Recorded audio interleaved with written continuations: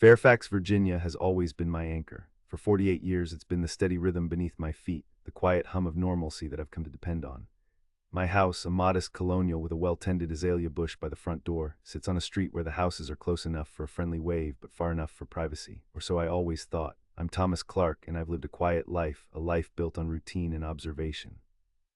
I work from home, a consultant for a tech firm, which means my windows are my eyes onto the world, or at least onto this particular slice of the world.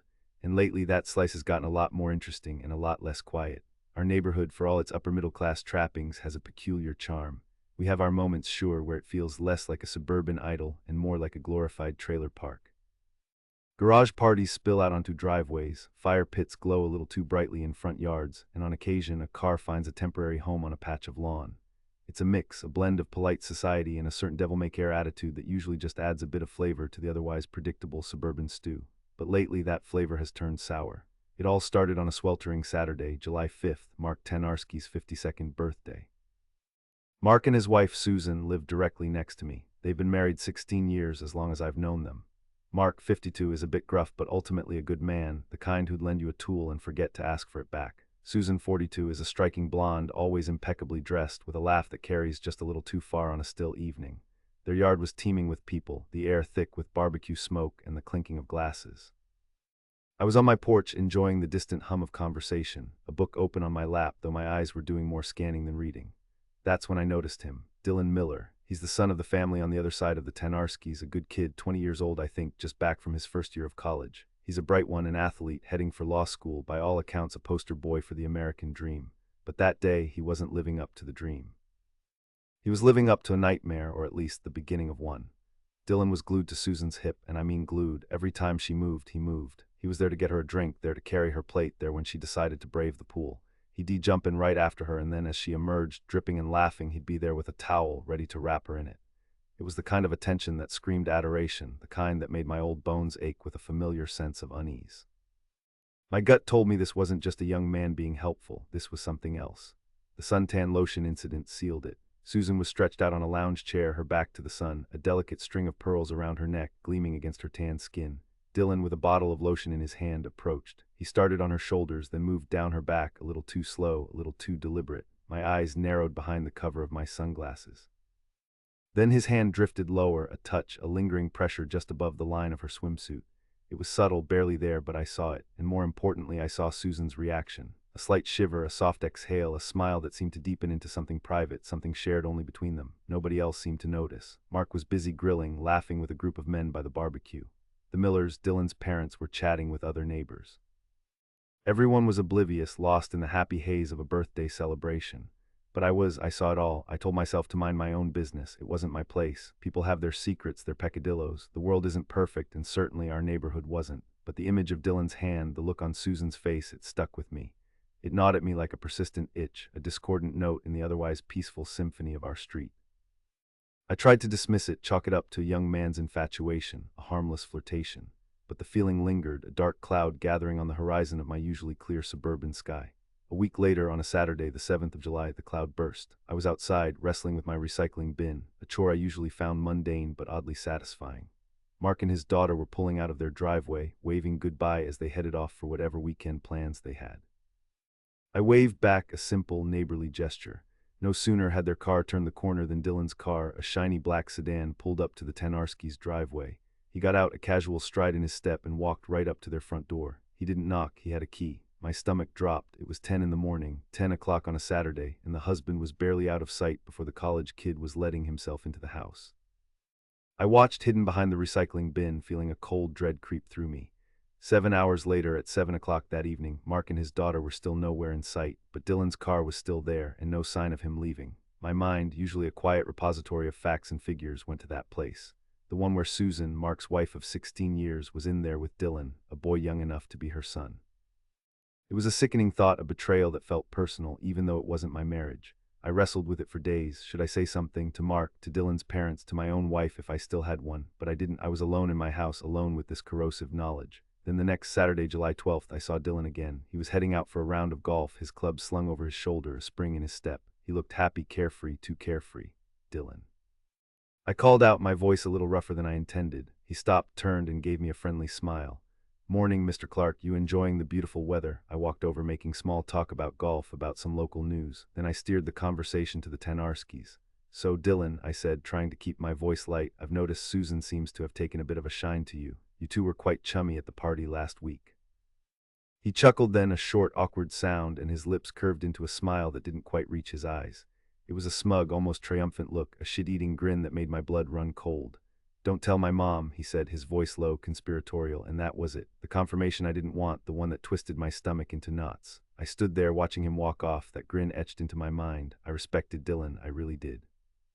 He was a bright kid, had a good head on his shoulders, an athlete, going to be a lawyer, an all-around good kid. But that grin, that casual admission, it stripped away all the respect I had. It wasn't just a mistake, a moment of weakness. It was a calculated deception, a blatant disregard for the sanctity of a marriage, for the feelings of a man who considered him a neighbor, perhaps even a friend. My initial thought was to let it go, to take it to my grave, to let it play out naturally. I didn't want to ruin two families, but as the days turned into a week, the image of Mark, oblivious, working in his yard, waving hello with a smile, started to haunt me. And the memory of Dylan's arrogant grin, Susan's knowing glance, it festered. It wasn't about ruining families anymore. It was about justice. It was about right and wrong. It was about the casual destruction of trust and the disrespect shown to someone who deserved better. I wasn't a meddler, but I was a man who valued order, who believed in consequences. And in that moment, standing in my quiet living room, looking out at the perfectly manicured lawn of the Tanarskis, I knew I couldn't just let it go. Dylan and Susan had started something, and I, Thomas Clark, was going to finish it. Not with a bang, but with a precise, calculated vengeance that would ensure everyone understood the price of their betrayal. My decision to act wasn't born of anger, not purely anyway. It was a cold, quiet certainty that settled deep in my bones like a winter chill. I wasn't a man given to rash decisions or dramatic confrontations. My life as a consultant was built on logic, on identifying problems and systematically dismantling them. And here on my quiet street in Fairfax, a problem had presented itself, one that threatened the very fabric of the unspoken trust that held our little community together. It was a cancer, and I, Thomas Clark, found myself in the unwelcome role of reluctant surgeon. The first step, as with any good consultation, was data gathering. I knew what I had seen, what I had heard, but a gut feeling, even a strong one, wasn't enough. I needed more. I needed undeniable proof, something that would stand up to scrutiny, something that would leave no room for doubt or denial. And so I became a shadow, a silent observer in my own home. My office, positioned at the front of the house, offered a perfect vantage point. Through the gentle sway of my curtains, I watched. I watched the Tanarski house, and I watched Dylan's. I didn't use binoculars or fancy surveillance equipment. That felt too much like an invasion, too much like the very thing I was trying to expose. No, my tools were simpler. My eyes, my ears, and a newfound patience I hadn't known I possessed. Days bled into a week. My work, usually a demanding taskmaster, became a secondary concern. My mornings began with a cup of coffee, brewed strong and black, as I sat by the window, ostensibly reading the morning paper, but in reality scanning the street. Mark, ever the early riser, would leave for work, his truck rumbling softly down the street. Susan would follow later, usually in a sleek sedan, off to wherever it was she spent her days. And Dylan, the supposed college student, seemed to have a remarkably flexible schedule. It became a pattern. 2, sometimes 3 times a week after Mark had left, Dylan's black sedan would appear. He wouldn't speed, wouldn't draw attention. He'd just pull into the Tanarskis' driveway, disappear inside, and emerge hours later, usually just before Susan was expected home. The casualness of it, the sheer audacity, infuriated me more than anything. It was as if they believed themselves invisible, their secret protected by the quiet anonymity of suburban life. One Tuesday afternoon, a particularly hot and humid day in late July, Mark was out of town on a business trip. Susan, I knew, was home. I'd seen her watering her prize-winning hydrangeas earlier that morning. Around 2 o'clock, Dylan's car pulled up. He strode to the door, a key in hand, and let himself in. This time, I didn't just watch, I acted. I had a small, discreet camera, one I usually used to record wildlife in my backyard. It was the size of a thumb, easy to hide. With a sudden burst of adrenaline, I took it outside, positioning it carefully amidst the dense foliage of my azalea bush, aimed directly at the Tanarskis' front door. It wasn't perfect, wouldn't catch faces clearly, but it would capture movement, the coming and going. It would record the indisputable fact of Dylan's presence. I felt a surge of something akin to guilt as I did it, a prickle of unease that perhaps I was crossing a line. But then I thought of Mark, his trusting smile, his good-natured wave. I thought of Dylan's smirk, Susan's secretive glance. The guilt faded, replaced by a steely resolve. This wasn't about me, it was about exposing a truth. The camera recorded for the next 2 days. It captured Dylan entering and exiting the Tanarski house multiple times, always when Mark was away, always with a key. It wasn't explicit, didn't show anything beyond the fact that he was a frequent, unauthorized guest. But it was enough. It was proof of a clandestine relationship, proof that would shatter the illusion of a happy marriage. Now that I had my evidence, the next question was what to do with it. Directly confronting Susan or Dylan was out of the question. I wasn't interested in a messy scene, a shouting match that would devolve into accusations and denials. My goal was surgical precision, to expose the truth in a way that would force consequences without directly implicating myself as the informant. I wanted them to face the music, not me. I considered an anonymous letter to Mark, but that felt too cowardly, too easily dismissed as the ramblings of a jealous neighbor or a malicious prankster.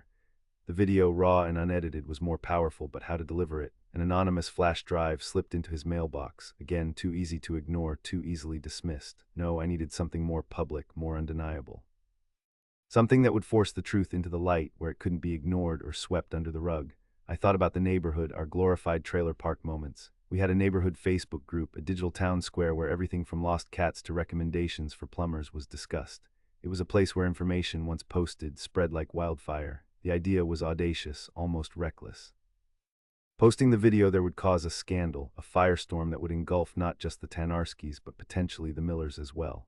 It would shatter the peace of our street, expose the ugliness beneath the manicured lawns. But wasn't that the point? To shatter the illusion, to expose the ugliness? I spent an entire evening agonizing over it. My fingers hovered over the keyboard, the video file open on my screen. I imagined the reactions, the shock, the gossip, the pity for Mark, the condemnation for Susan and Dylan. I imagined the fallout, the awkward silences, the averted gazes. Was I truly prepared to unleash that on my neighbors, on myself? But then I thought of Dylan's smug grin again, of Susan's casual disregard for her vows. Their actions hadn't just affected Mark, they had chipped away at the unspoken moral code of our community. They had invited a dishonesty into our midst, and that to me was unacceptable. Silence in this case felt like complicity. I decided against the Facebook group. It was too direct, too crude. It would indeed cause a firestorm, but it would also reveal my hand, or at least point suspicion in my direction. I was Thomas Clark, the quiet observer, not the town crier. My revenge needed to be more subtle, more insidious. It needed to be like a slow-acting poison working from within. My consulting work often involved creating detailed reports, compiling evidence, and presenting it in a clear, irrefutable manner. That was my strength. I decided to apply that same meticulous approach to this problem. I wouldn't just post a video, I would create a dossier. I started by meticulously logging every instance I'd seen Dylan at the Tanarskis' house, noting dates, times, and any relevant observations. I cross-referenced this with public information, Mark's business trip schedule, Susan's social media posts, and Dylan's college schedule. It was a chillingly effective method, building a timeline of their affair, painting a picture of calculated deception. The video footage, though not explicit, would serve as compelling visual evidence to support my written account. I edited it carefully, creating a short compilation of Dylan's comings and goings, each clip time-stamped and dated. It wasn't a smoking gun, but it was a clear pattern, too consistent to be innocent. I thought about how Mark might react. He was a good man, but proud. He wouldn't want his dirty laundry aired publicly. He'd want discretion, a way to handle it internally. That was my opening. I drafted a letter, a carefully worded anonymous note, detailing my observations, providing the timeline, and including a link to a private, password-protected cloud storage folder where the video compilation was stored. I wrote it on an old typewriter I kept in my attic to avoid any digital footprint. I used plain, unbleached paper, a new envelope, and a stamp I bought from a machine at the grocery store, far from my usual post office. The letter was addressed directly to Mark. I didn't want to involve Dylan's parents just yet. Mark deserved to know first, to process it, to decide how he would handle the betrayal. My objective wasn't to ruin lives indiscriminately, but to expose a specific wrong and let the natural consequences unfold. On a quiet Tuesday morning, a week after I'd collected the video, I drove to a post office in a neighboring town, far enough away that my face wouldn't be recognized. I mailed the letter, feeling a strange mix of apprehension and grim satisfaction. The die was cast, the wheels of consequences had begun to turn. For the next few days, I watched the Tanarski house with bated breath. I saw Mark come home from work, his usual routine. I saw Susan, her movements just as fluid and graceful as ever. Dylan's car, however, was conspicuously absent from their driveway. Still in the neighborhood, still going about his business, but he wasn't slipping into Susan's house. Not yet, anyway. I wondered if the letter had arrived, if Mark had opened it, if he had clicked the link. The suspense was almost unbearable. I felt like a puppeteer having pulled the string, now waiting to see the puppet's reaction. I kept my usual routine, watering my azaleas, collecting my mail, nodding to neighbors. On the surface, I was the same old Thomas Clark, the quiet man from Fairfax. But inside, a storm was brewing, and I knew with a chilling certainty that it was only a matter of time before it broke. The air in Fairfax, usually so predictable, now hummed with a different kind of energy, one that felt charged and unstable. Every passing car, every rustle of leaves, every distant shout from a child playing in a sprinkler seemed to carry a hidden message, a clue to the unfolding drama I had set in motion. I was a man waiting for a storm, and the sky, though outwardly clear, felt heavy with the promise of rain. The first few days after I mailed the letter were a blur of heightened senses and frayed nerves. I found myself pacing my living room more often, my eyes drawn to the Tanarskis' house than to the miller's. My morning coffee, once a moment of quiet reflection, became a vigil. I scrutinized every movement, every expression. Had Mark's stride seemed a little less confident as he left for work? Had Susan's laugh carried a hint of forced gaiety? I was searching for cracks in their carefully constructed facades, and my own imagination, fueled by anxiety, was only too eager to find them. Dylan's black sedan remained absent from the Tanarskis' driveway, a small victory perhaps, but one that felt hollow. It was like silencing a single, annoying bell when I knew the entire carillon was about to ring out of tune. He was still in the neighborhood, of course. I'd see him jogging or getting into his car to head to what I assumed was his summer job. He looked the same young, confident, that arrogant tilt to his chin still firmly in place. He'd wave if we made eye contact, a casual, friendly gesture that to me now felt like a taunt. He had no idea what was coming, and that thought, though unsettling, also brought a grim sense of satisfaction. Then, about 4 days after I mailed the letter, I saw the first tremor. Mark came home from work, not in his usual pickup truck, but in Susan's sedan. His truck was still in their driveway, untouched since he'd left that morning. It was a minor detail, but it snagged my attention. Why had Susan driven him home? Had something happened at his work, or had she picked him up somewhere else? My mind immediately went to the letter. Had he confronted her? Was this a sign of the fallout? The next morning, Mark left in his truck, but Susan stayed home. This was unusual. She usually left a little later than him, but she always left. I watched as she moved about the house, pulling curtains open, watering plants on the porch. She seemed agitated. She paused by the front window, her gaze sweeping across the street, a look of unease on her face. Her eyes lingered on my house for a moment, and I instinctively drew back from my own window, a cold prickle running down my spine. Had she suspected something? Had Mark confronted her, and had she, in her desperation, tried to figure out who might have exposed her? The thought made my heart pound a little faster, a mix of fear and exhilaration. The very next day the true storm broke. It was a Thursday. I was in my office pretending to work when I heard it, a sharp, angry voice rising from the Tanarskis' yard. It was Mark, and he wasn't just talking, he was shouting. I crept to my window, peering through a sliver in the blinds. Mark was standing in the middle of their lawn, his face flushed, his hands balled into fists. Susan was a few feet away, her arms crossed, her head bowed, her blonde hair catching the harsh afternoon light. I couldn't make out all the words, but the tone was unmistakable: rage, betrayal, and a deep, guttural hurt. Then Mark pointed. He pointed not at Susan, but across the street in the general direction of the miller's house. My breath hitched. He knew about Dylan. Susan started to cry, a high-pitched, desperate sound that carried surprisingly far in the quiet afternoon. She tried to approach Mark, to touch his arm, but he recoiled, stepping back as if burned. The scene was raw, ugly, and undeniably tragic, and I, Thomas Clark, had orchestrated it. A knot of conflicting emotions tightened in my chest. There was a sense of grim satisfaction, a vindication of my suspicions. But there was also a heavy weight of responsibility, a chilling realization of the pain I had unleashed.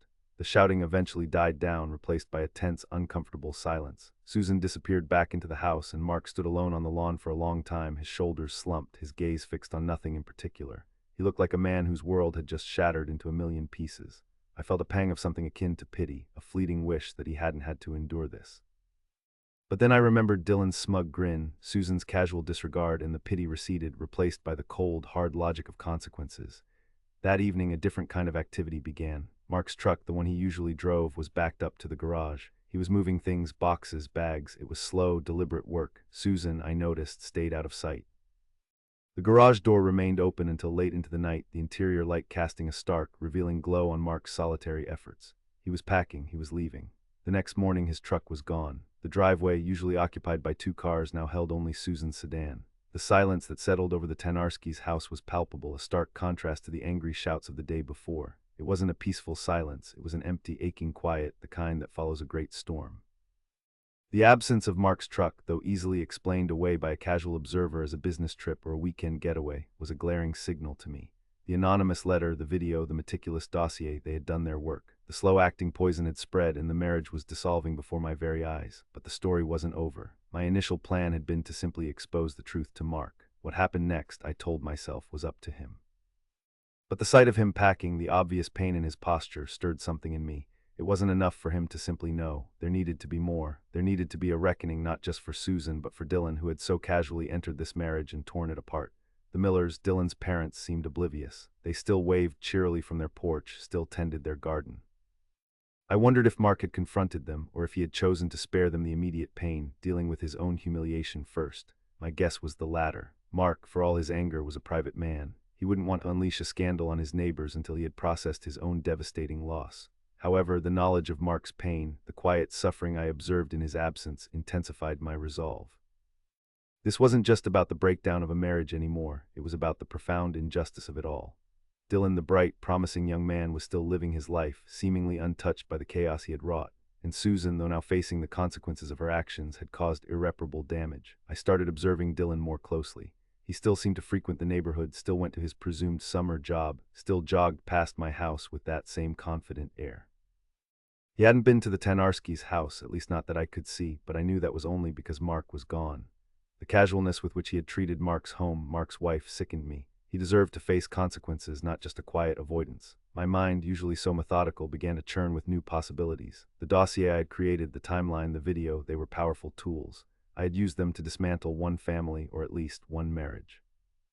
Could I use them again, not to destroy, but to bring about a different kind of justice, one that would make Dylan truly understand the impact of his actions? I replayed Dylan's smug grin in my mind, the way he had casually dismissed his betrayal with a "don't tell my mom." That flippancy, that utter lack of remorse, solidified my next course of action. It wasn't enough for Mark to leave. It wasn't enough for Susan to face the quiet shame of a broken marriage. Dylan needed to feel the sting of consequences, not just in his personal life, but in his carefully constructed public image. He was a future lawyer, a bright athlete, the pride of his family. That was his armor, his carefully cultivated persona. And I, Thomas Clark, had a new target. I wasn't just a reluctant surgeon anymore. I was becoming a silent architect of poetic justice. My meticulous nature, usually applied to business reports, now focused on Dylan's vulnerabilities. His college, his scholarship, his reputation. These were the pillars of his future, the things he held most dear. What would happen if those pillars began to crack? I began to research the code of conduct for his university, looking for clauses related to moral turpitude or actions unbecoming of a student. I knew it was a long shot, a delicate balance. I didn't want to ruin his life entirely, but I wanted him to understand that his actions had repercussions beyond the immediate emotional damage. I wanted him to see that choices had consequences, not just for others, but for himself. The idea of sending an anonymous letter to his university, or perhaps to his scholarship committee, started to take root. But again, anonymity was a double-edged sword. It might be dismissed.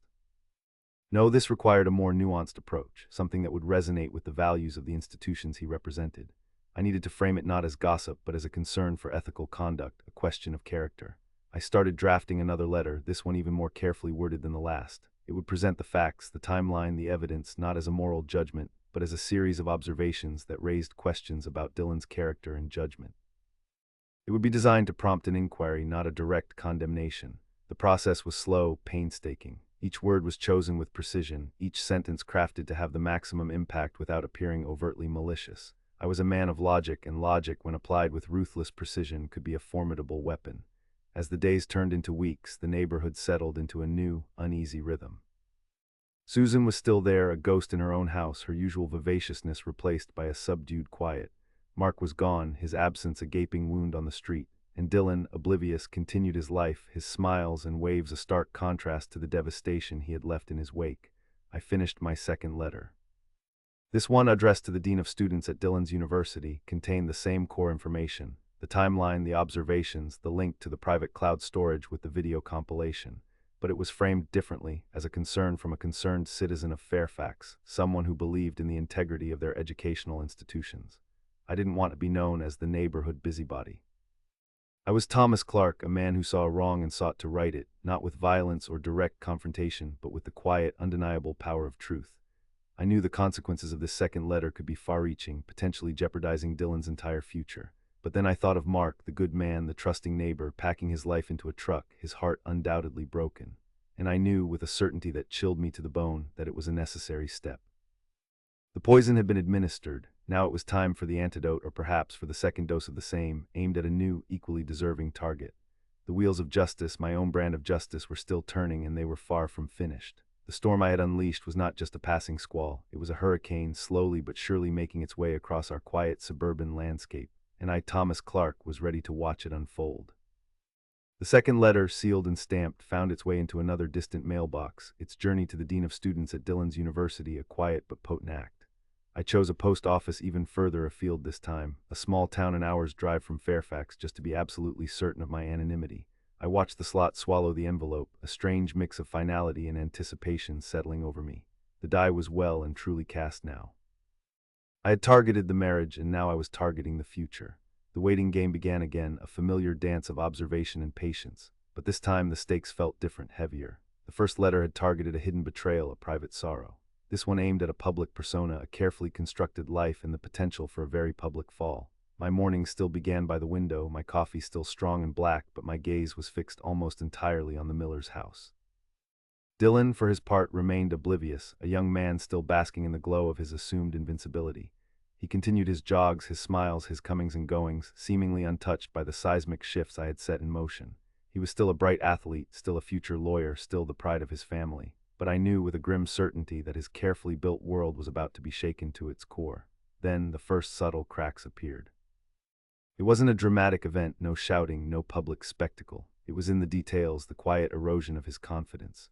About a week and a half after I mailed the second letter, I saw Dillon's car pull into his driveway much earlier than usual. He usually stayed out late, presumably with friends or at his summer job. He got out of the car, his shoulders a little slumped, his head bowed. He didn't jog, didn't greet his parents who were out on their porch.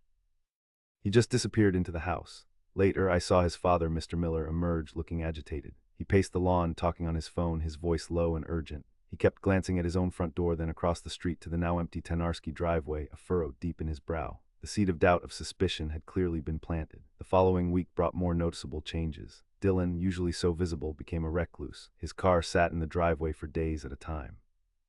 When he did emerge, it was with a guarded look, his usual swagger replaced by a tense, wary air.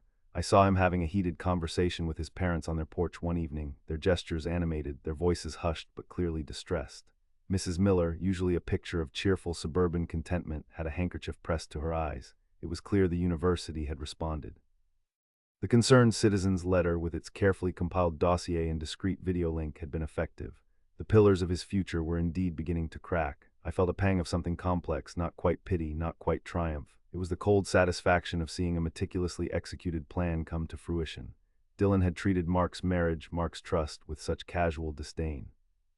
Now his own trust in his unblemished future, in his family's unwavering pride, was being dismantled with the same methodical precision he had lacked. It was a mirror reflecting his own actions back at him, distorted by the consequences he had so recklessly invited. Then came the morning when the true extent of the damage became apparent. I was watering my azaleas, a mundane task that allowed me to observe without drawing attention.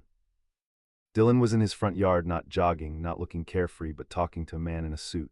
The man held a clipboard. It looked official. Their conversation was brief, tense. The man handed Dillon a piece of paper, and Dillon's face, usually so composed, crumpled. He looked utterly devastated. The man in the suit then walked to his car, and I heard him say, as he got in, something about reviewing the scholarship. My heart gave a little jolt. It wasn't just an inquiry, it was a serious repercussion. His scholarship, his path to law school, was now in jeopardy. That afternoon, the Miller's house was a scene of somber activity. Mr. and Mrs. Miller, their faces etched with worry and anger, were speaking with Dillon. I couldn't hear the words, but the body language was clear: disappointment, frustration, and a deep sense of betrayal. Dillon sat on the porch steps, his head in his hands, his athletic frame seemingly shrunken. He was no longer the confident young man with the shit-eating grin. He was a boy facing the wreckage of his own making. And Susan, her presence in the Tenarski house had become a melancholic shadow. She still lived there, but the lights were often off, her car sat untouched for days, and her once vibrant garden seemed to be wilting. She had retreated, isolated, facing the quiet shame of a broken marriage, and now witnessing the public unraveling of her young lover's future. The affair, which had once been a thrilling secret, had become a festering wound, exposing the vulnerability and ruin it had caused. One late afternoon, about a month after I'd mailed the second letter, I was on my porch reading when I saw Dillon's car pull out of his driveway. It was packed not just with a few bags, but with boxes, with the telltale signs of a permanent departure. He drove away, not with his usual speed, but slowly, almost hesitantly, down the street. He didn't wave. He didn't glance back. His future, his presence in Fairfax, had been irrevocably altered.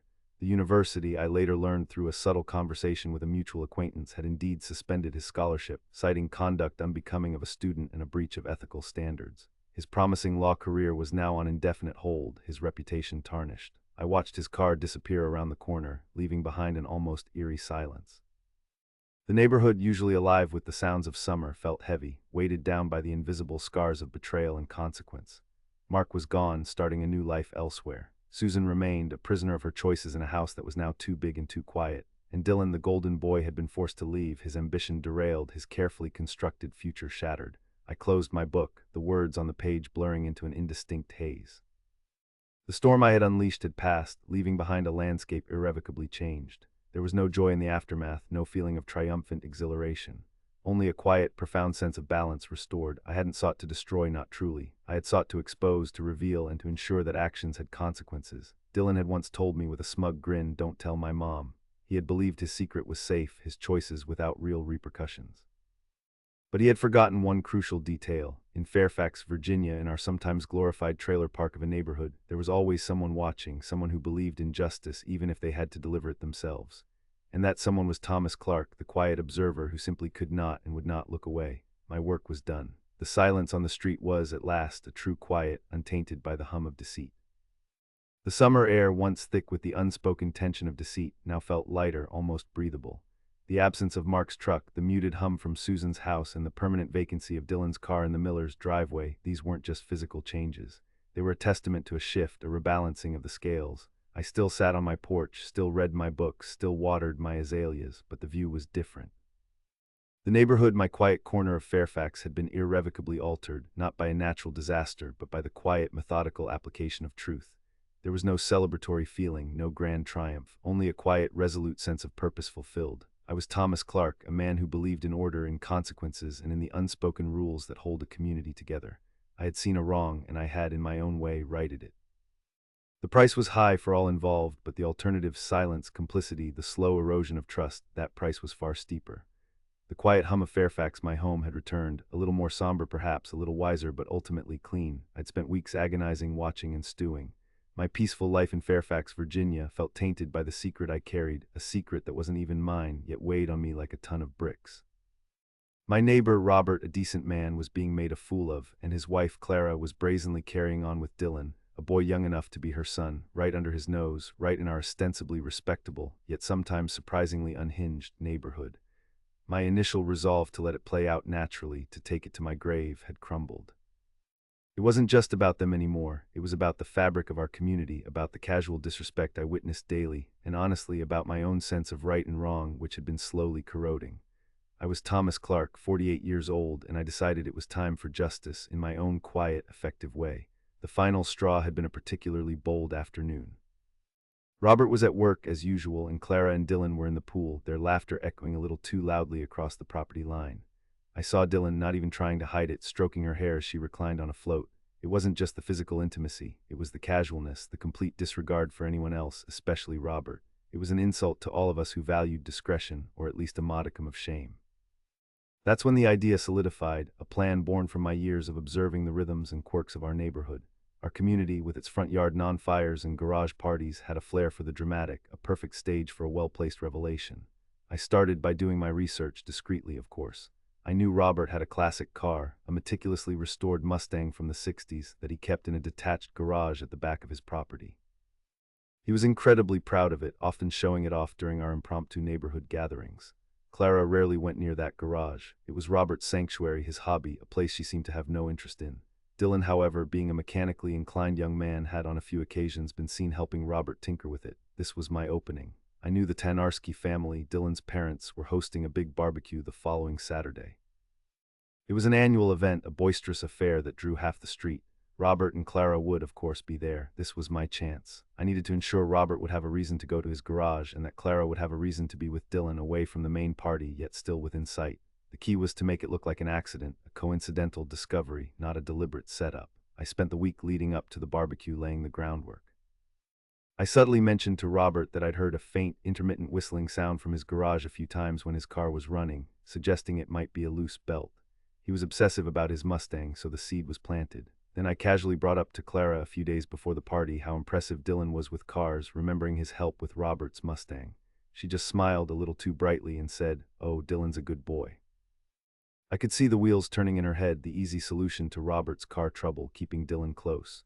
The day of the barbecue arrived, hot and humid, perfect for a gathering. The Tanarskis' backyard was buzzing with laughter, the smell of grilling meat filling the air. I saw Robert and Clara mingling, playing the part of the happy couple. Dylan was there too, laughing with his friends. My heart pounded, a strange mix of anxiety and grim satisfaction. This wasn't about malice, I told myself, but about exposing a truth that festered. Around dusk, as the party began to wind down, but before anyone was ready to leave, Robert suddenly remembered my earlier comment about the whistling sound. I should just take a quick look now while I remember, he announced, excusing himself from a conversation. Just as I hoped, Clara, wanting to keep Dylan nearby, chimed in, Dylan, why don't you go with Robert? You're so good with cars, maybe you can help him spot it. Dylan, ever eager to please Clara, agreed with a grin. My heart rate quickened. The pieces were falling into place. I waited a few minutes, then casually strolled towards the back of Robert's property, pretending to be searching for my own misplaced drink. As I rounded the corner, just as Robert's garage door was rolling up, the scene unfolded before my eyes, perfectly, tragically, and exactly as I had orchestrated it. Dylan wasn't next to the car, pointing out a potential belt issue. He was pressed against Clara, her back against the Mustang's fender, their lips locked in a deep, undeniable kiss, illuminated by the dim garage light. Robert stood frozen in the doorway, the remote still in his hand, the garage door half open, framing the illicit tableau for anyone who happened to look. And as luck would have it, or perhaps fate, a few other neighbors, myself included, were just close enough to witness the initial shock on Robert's face, and then the horrified realization as his eyes darted from his wife and Dylan to the small group of us who had inadvertently, or perhaps purposefully, wandered by. The silence that followed was deafening, quickly shattered by Robert's guttural cry of disbelief and rage. Clara and Dylan sprang apart, their faces a mask of terror and guilt. The party, only moments ago full of life, seemed to collectively gasp as the sound of Robert's anguish carried across the quiet evening. I didn't say a word, didn't have to. The truth, stark and undeniable, hung in the air, a poisonous cloud. My revenge wasn't about shouting accusations, it was about the quiet, devastating power of truth, unveiled at the precise moment to cause maximum poetic impact. I watched as the scene devolved into chaos. Robert's shouts, Clara's pathetic pleas, Dylan's panicked attempts to escape. Neighbors rushed over, drawn by the commotion, and the whispers began, spreading like wildfire. My chest felt lighter than it had in months. The burden was lifted. It wasn't a feeling of joy, not exactly, but a deep, abiding sense of equilibrium restored. Robert deserved to know. Clara and Dylan deserved to face the consequences of their casual cruelty. As I walked away, back towards the lingering sounds of the barbecue, leaving the unfolding drama behind, I felt a strange peace settle over me. My hands were clean, technically. I hadn't uttered a single accusation. I had simply held up a mirror, allowing the truth to reflect its own ugly image. And as the distant sirens of what I presumed to be the police, or perhaps an ambulance, began to wail, I knew that in Fairfax, Virginia, our little slice of upper-middle-class suburbia had finally truly lived up to its reputation as a glorified trailer park, where everyone's business eventually became everyone else's, whether they liked it or not. My justice was served not with a bang, but with the quiet, devastating click of a garage door remote.